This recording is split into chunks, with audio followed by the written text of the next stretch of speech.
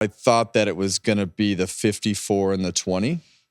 And then William Byron qualified on the pole and took off. And I'm like, oh, I kept telling Clint, I'm like, he's gonna start to fall back, and the Toyotas are going to start to march forward. And Tyler Reddick actually went backwards. Mm-hmm. And William Byron never missed a beat, man. He was on point though from start to finish and put together a perfect race. So I guess that really shouldn't be a surprise. Last year they kind of fumbled a little bit and got beat there at the end of the race. This year he did a great job managing his gap, making sure that if they had to go longer into the race, that they had enough fuel. Everybody was tight on fuel with the way that the strategy worked out.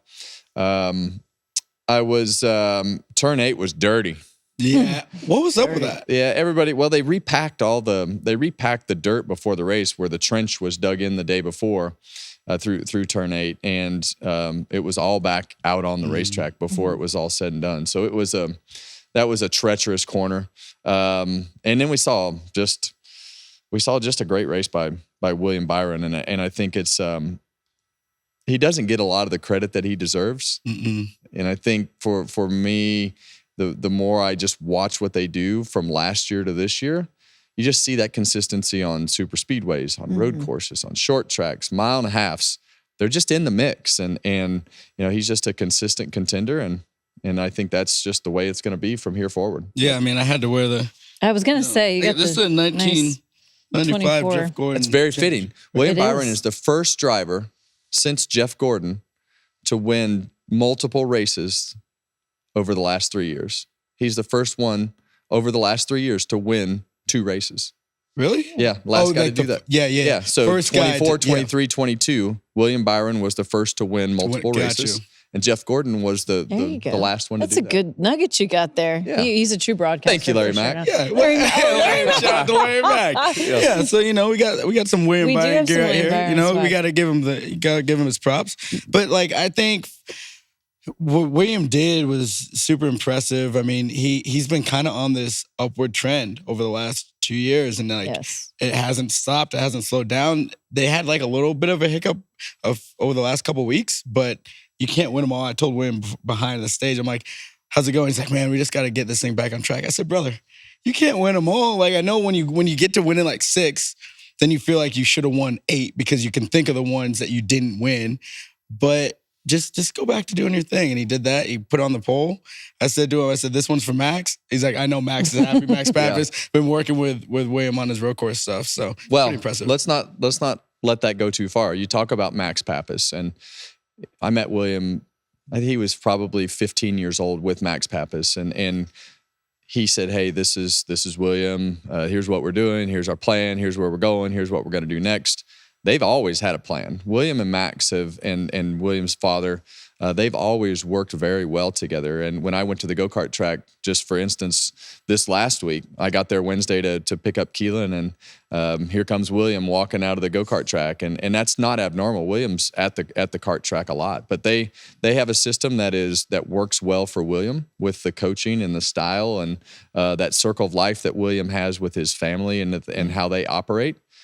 It works, and it's smooth and well. It's a well-oiled machine, and William Byron's work ethic sticks out, glaringly sticks out compared to a lot of his competitors and the things that he does and how hard he works. Because in my opinion, Williams, he's a gifted person, but I don't know that he was even if he was a gifted race car driver with natural ability.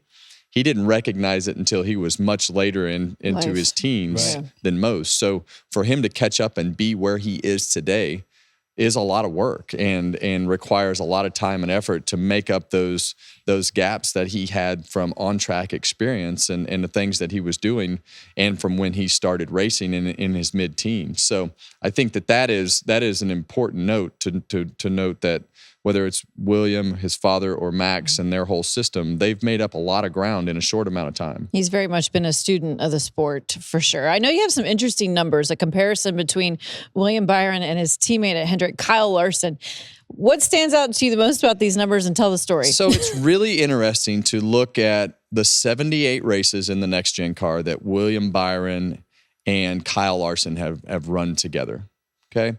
So right off the bat, everybody, I think, thinks, hey, Kyle Larson is head over heels better than his teammates. He's won more races. He's got more top 10s. He's like, it's not even close, right? Wrong. Nope. Wrong. So they have the same amount of starts. They have the same amount of poles over those 78 races. William Byron has won 10 races and Kyle Larson has won 8.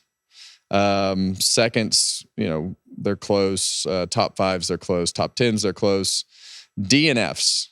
This is where the debate really started for me, is Kyle Larson has 16 DNFs and William Byron has 9. Lead lap finishes, William Byron has 63.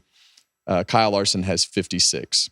So the thing that I just wanted to point out, they're both great, but they're both very different. Kyle Larson, naturally gifted, will win in anything fast. William Byron works hard, fast, again, can win in anything in stock car racing for sure at the highest level. But there's also that piece of the puzzle in races that are 400, 500, 600 miles long that requires you to finish. And I think that's still some of Kyle Larson's weakness is he makes those mistakes in some of those races, racing too hard, spinning himself out, running into the wall, whatever it may be. And he costs himself more opportunities to win. And I think William has been the opposite. He's capitalized on some of those situations where the Kyle Larson incident comes in or something happens and he's a 5th place car and winds up having a good pit stop or putting himself in position to win by keeping himself in the mix and running all those laps and not having as many DNFs. And so in NASCAR racing, it's not all about being fast. I guess that's my biggest point here, because they're both great. They're just different. Yeah, they're different. And I think that's been Kyle Larson since Kyle Larson started racing stock cars.